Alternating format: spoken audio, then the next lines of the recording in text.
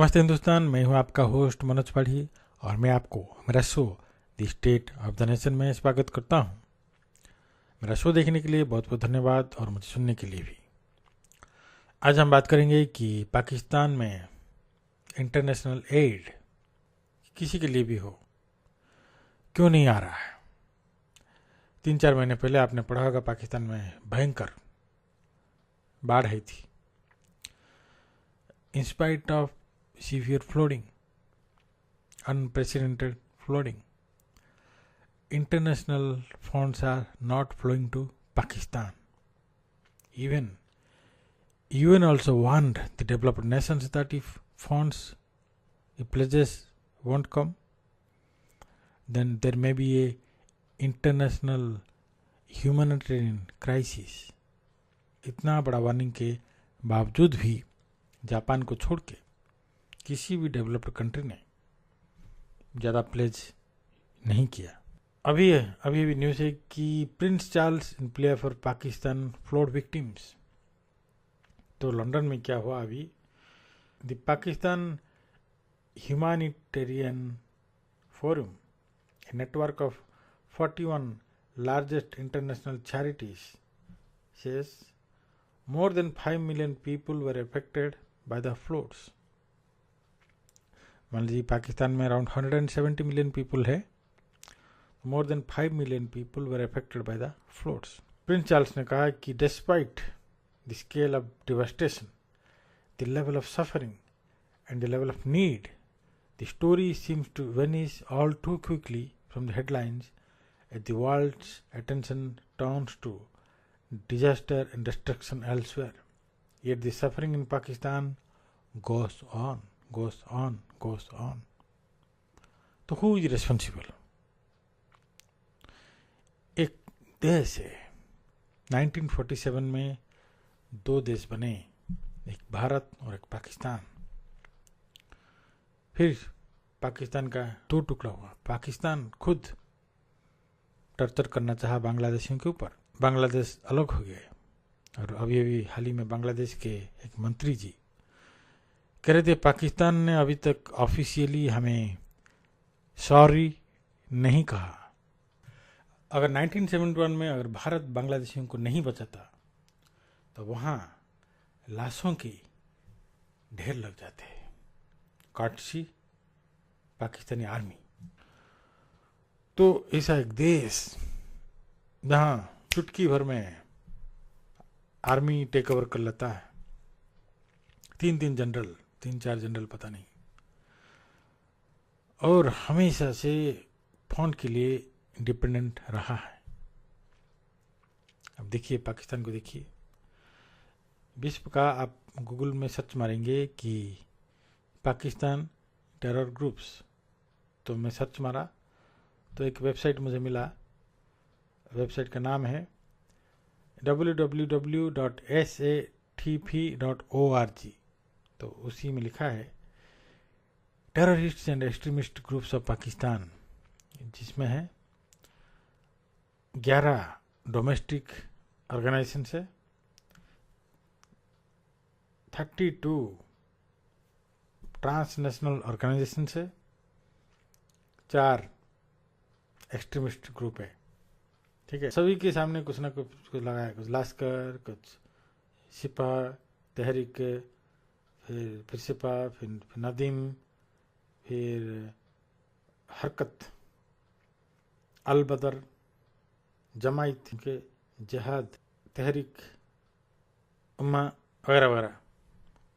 आप अगर भारत से हैं तो आपको पता ही होगा कि लश्कर है तोयबा। मुझे कल तक पता नहीं था कि अफगानिस्तान में एक और लश्कर है जहांगवी। अफगानिस्तान में जैसे लश्कर तोयबा भारत की सरदर्द है, वहाँ करजाई साहब की सरदर्द है कोई लश्कर जहांगवी, वो भी पाकिस्तान से। कोई भी देश वर्ल्ड का इंटरनेशनल टेरर का एपिसेंटर बनने का अगर रेपुटेशन जिसको मिल जाता है, लेवल है, अगर आप शपथ लेते हैं कि आपको 1.5 लाख आतंकवादियों को मारना है, परशुराम जैसे हमारे कहा था कि मैं 21 बार इस धरती में से क्षत्रियों को मिटा दूंगा। तो वैसे ही आप शपथ लेते हैं कि मैं इस धरती का 75% आतंकवादियों को मिटा दूंगा, तो आपको किसी और देश में जाने की जरूरत नहीं है। आपका 75% पाकिस्तान में ही होंगे। तो इस धरती का अगर सबसे ज़्यादा आतंकवादी पाकिस्तान में रहते हैं और अमेरिका पाकिस्तान को $20 बिलियन सहायता दे चुका है, इसके बाद भी पाकिस्तान के जो जनरल हो या उनकी सिविलियन एडमिनिस्ट्रेशन हो या कोई भी हो, ठीक है, वो कहते हैं नहीं, हम सिर्फ हाथी के जो दांत, हाथी के, आपको पता है हाथी के 2 टाइप के दांत है, एक में एक खाने की और दिखाने की है। तो पाकिस्तान कहता है मैं आपके एलाई हूँ, लेकिन मैं नहीं मरूंगा भाई, मैं अहिंसावादी हूँ। मैं भले ही भारत और अफगानिस्तान में घुस के उनके सेना को मार दूंगा, बम फोड़ दूंगा, मगर अपने देश में रहने वाले जो इस्लामी आतंकवादी है उन्हें टच नहीं करूंगा। बल्कि अगर वो लोग अगर भारत में और अफगानिस्तान में जाके शोर मचाएंगे, कुछ मुंबई 9/11 या अफगानी प्रेसिडेंट साहब, फॉर्मर प्रेसिडेंट को जो असैसिनेट किया गया, उसी काइंड के मिशन में अगर, उसी काइंड के मिशन के लिए अगर वो लोग रेडी रहेंगे तो हम ISI को भेज देंगे उनकी मदद के लिए। उतना ही नहीं है, पाकिस्तान में बाढ़ है, खाने को नहीं है। ये लोग $600,000 और $700,000 अमेरिका में एक activist from Jammu and Kashmir, Kashmiri American council के जो एग्जीक्यूटिव डायरेक्टर गुलाम नबी भाई, उसी को 600 से $700,000 पर ईयर देते थे कि वो जाके US के जो लॉ मेकर है उनको बुला के उनके इलेक्शन को फाइनेंस करा के कुछ US का जो पॉलिसी है उसको, कश्मीर पॉलिसी है उसको प्रो कश्मीर या प्रो पाकिस्तान का जो स्टैंड है कन्वर्ट कर दे। गुलाम नबी भाई साहब पकड़े गए और उन्होंने अपनी ISI के साथ उनका जो मिली भगत कबूल कर ली।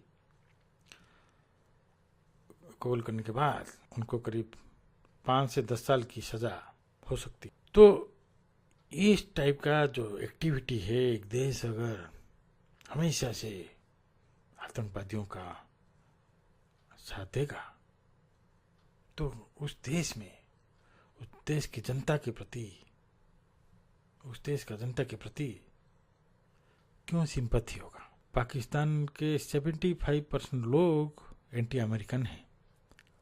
तो अमेरिका को क्या पागल कुत्ते ने काटा है? तो पाकिस्तान में अपना हालत बहुत बुरा है अमेरिका का। क्या अमेरिका के पागल कुत्ते ने काटा है? वो पाकिस्तान को फिर से फंड करेगा एक्स्ट्रा और फ्लोड? No, Y? पाकिस्तान के पास अभी भी मौका है, वो अपना जिद छोड़ के अगर खुद ही ऑपरेशन किल टेररिस्ट चालू करता है तो अमेरिका, वेस्ट, इंडिया सब लोग अपना फ्री आर्मी भेजेंगे। चुन चुन के गिन गिन के मार सकते हैं उनके जो छुपे हुए हैं। पाकिस्तानी आर्मी को कुछ करने की जरूरत नहीं है। आप भारत की आर्मी को, US की आर्मी को, NATO की आर्मी को, अफगानिस्तान की आर्मी को छोड़ दो भाई। तुम सिर्फ बैठ के तमाशा देखो फिर क्या हाल करते हैं। तुम्हारा जो लास्ट कर रही जो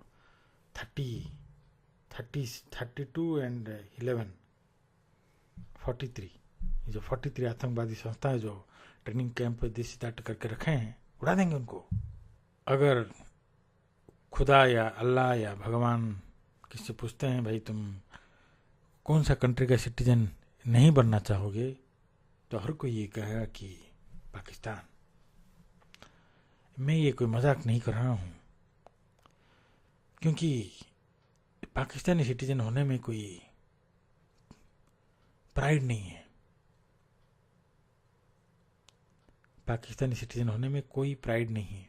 दुनिया में अगर किसी भी देश को इतने, इस दुनिया में अगर किसी भी देश का इतना खराब रेपुटेशन है तो है पाकिस्तान। ऐसा क्यों है?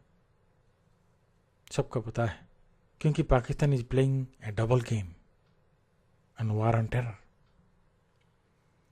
अगर पाकिस्तान चाहेगा तो दाऊद इब्राहिम को पकड़ के भारत को सौंप सकता है, ओसामा को पकड़ सकता था, मौका कमा दिया, दुनिया भर में बेइज्जती हो गई, अपनी सोवरेनिटी खो दिया। इससे बड़ी शर्मनाक बात क्या हो सकता है?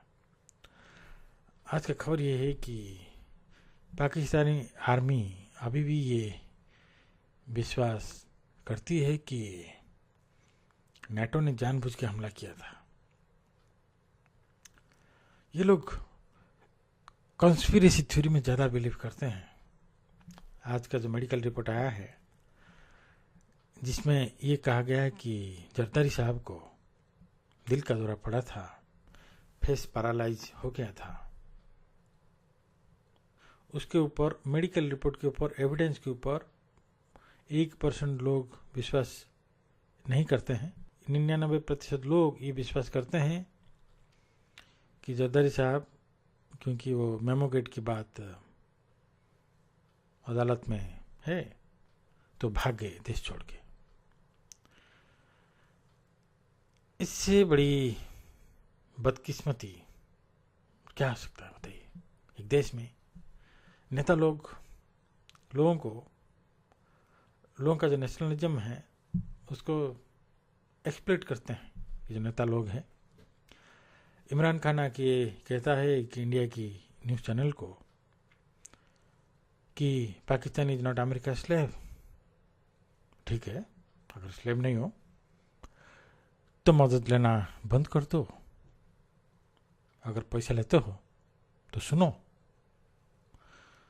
भाई, अमेरिका जैसा कंट्री अपने लैंडर चाइना के साथ मजबूरी से पेश आता है, क्योंकि चाइना इज होल्डिंग यूएस डेप्ट।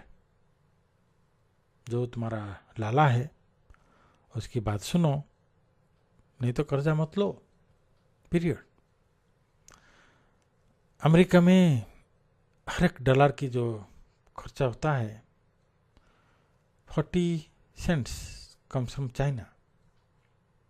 अगर चाइना लोन देना बंद कर देगा तो पता नहीं अमेरिका में फिर क्या होगा। तो ये एक world, this is a dependent world. In this dependent world Pakistan कहता है कि मुझे जो पसंद है मैं वो करूँगा, आप सभी को मेरी बात सुननी होगी। कमाल है भाई Pakistan. This is the age of international cooperation. अगर पाकिस्तान कोऑपरेशन नहीं करेगा तो प्रिंस चार्ल्स क्या, यूएस प्रेसिडेंट बुश वगैरह वगैरह कितना भी फंड रेजिंग अटेम्प्ट कर लें, पाकिस्तान के जो 5 मिलियन बाढ़ अफेक्टेड लोग वैसे ही रह जाएंगे।